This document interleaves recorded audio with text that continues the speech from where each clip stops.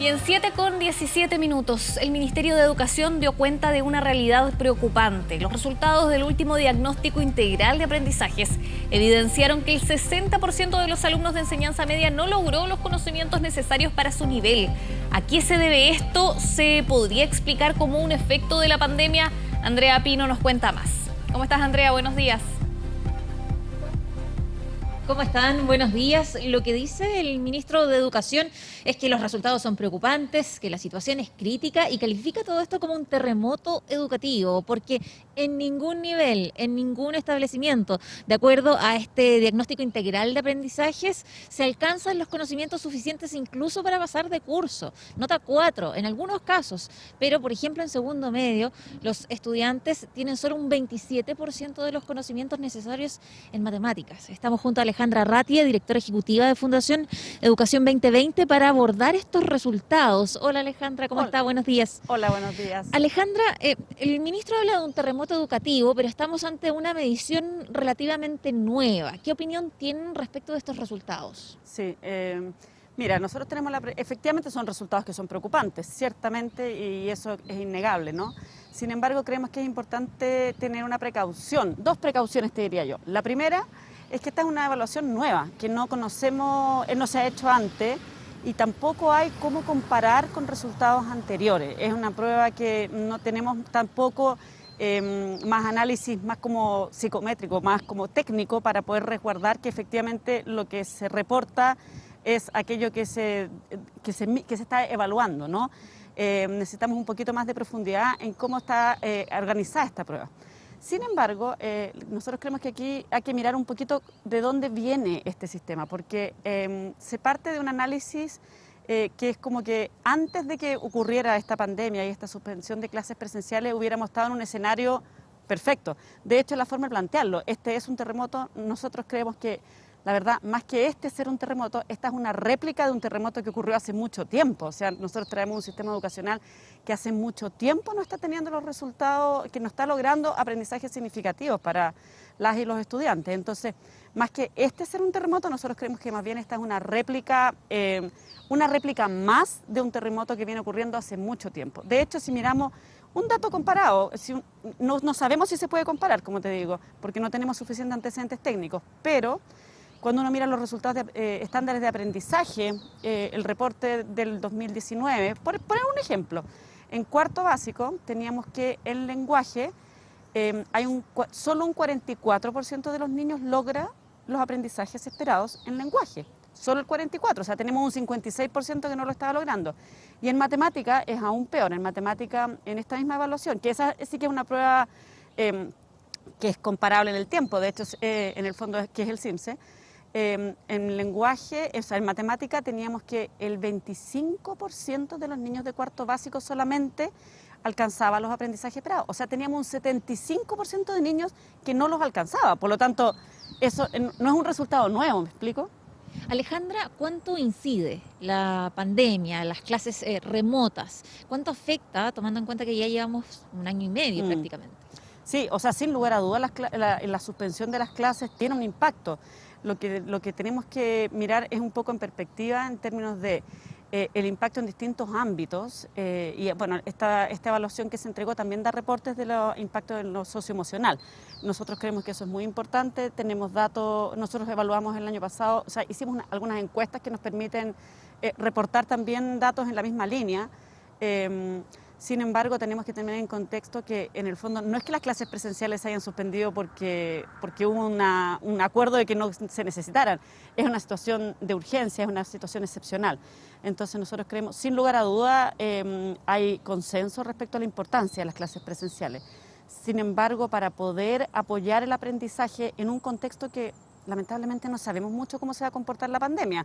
No tenemos claro, hay algunos incluso que plantean que estamos empezando una tercera ola. Entonces, claro, por cierto, en la medida que se pueda, que las situaciones lo permitan, es importante que se puedan los establecimientos estar abiertos para poder recibir a las y los estudiantes. Pero tenemos que pensar cómo vamos a sostener el aprendizaje en contextos también a distancia. O sea, por ejemplo, nosotros hemos venido planteando hace tiempo el tema de la conectividad universal. Chile es un país que tiene la posibilidad de hacer un esfuerzo público-privado, hacer acuerdos para poder llegar con conectividad a todos los niños y niñas. Tenemos que ver, en el fondo, cómo sostenemos el aprendizaje en distintos contextos. Y en ese contexto, ¿cómo evalúan la gestión del Ministerio de Educación? Porque el ministro ha sido más que insistente en la necesidad de retornar a clases presenciales. Ayer incluso abordaba las denuncias que han hecho algunos apoderados ante la Superintendencia de Educación para que sus hijos retornen a clases presenciales. En el contexto de las peticiones que ustedes, o de los temas que ustedes han abordado a propósito de la conectividad universal, ¿cómo evalúan la gestión del ministerio o del ministro? Sí, mira, nosotros creemos que ha faltado mayor decisión del Ejecutivo en términos de poder llegar con conectividad universal a todos.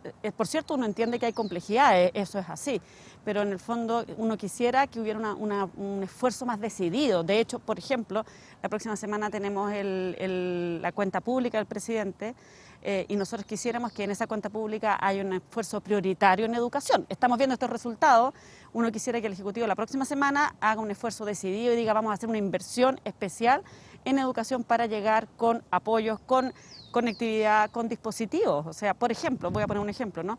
En Chile se entregan computadores a todos los niños y niñas de las escuelas públicas en séptimo básico.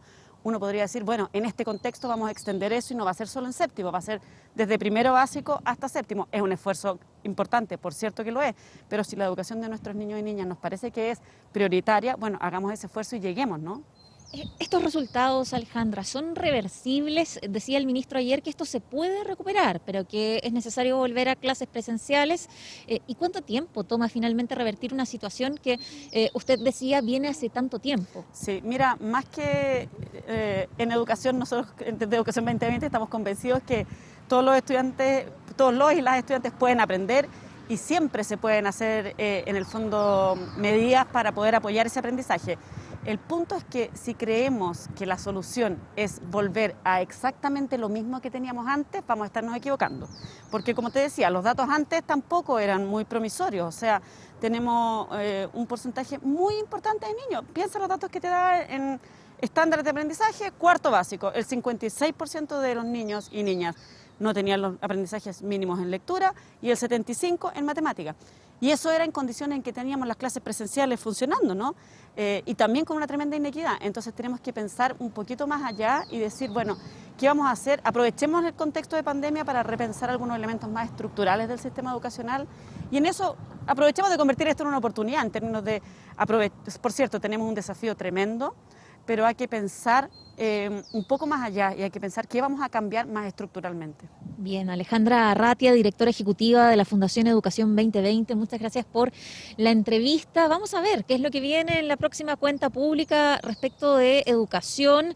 En este escenario catastrófico, dice el ministro, un terremoto educativo que nos decía Alejandra, en realidad es una réplica nada más de lo que viene arrastrándose hace mucho tiempo. Así que veremos si es que se encaminan las medidas en educación a esto que abordábamos con la entrevistada, con Alejandra, la conectividad universal, a ver si es una alternativa a propósito de estos resultados de este diagnóstico integral de aprendizajes, que es una medición nueva que va a volver a aplicarse en el mes de junio, así que nuevamente se va a recolectar, a reunir información de establecimientos. En esta medición participaron en más de 7.000 o casi 7.000 establecimientos, más de 1 millón o casi 2 millones de estudiantes, así que dicen desde el ministerio es un diagnóstico amplio, pero veremos qué arroja el próximo resultado y qué medidas se anuncian próximamente. Andrea Pino, muchas gracias a ti, Alejandra Arratia, por la entrevista para profundizar en este importante tema que se conoció el día de ayer. Que estés muy bien.